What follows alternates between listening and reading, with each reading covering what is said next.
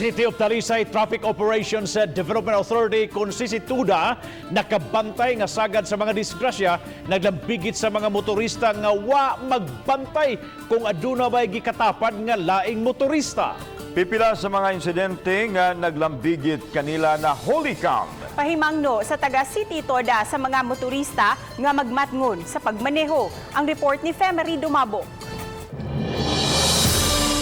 Usa sa kuha sa CCTV sa Talisay City Command Center, kining kalit nga mi-left turn nga cyclist nga wa magtan-aw sa sakyanan sa kilid niya nga mihatod kini sa pagkasaghid. Sa laing anggulo, nakuhaan pa sa CCTV ang usa ka pasahero sa tricycle nga nigunit sa cyclist aron dili kini matumba.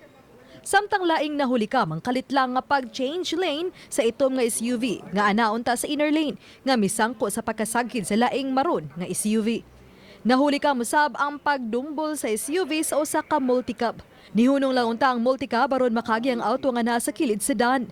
Samtang nahuli ka musab ang nagkasaghiray nga dump truck ug auto dihang dungan silang nag-change lane paingon sa center lane.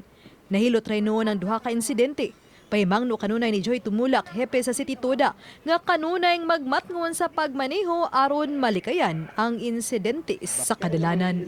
Uba ni June Sulon. Ako si Femery Dumabok. Balitang Bisdak.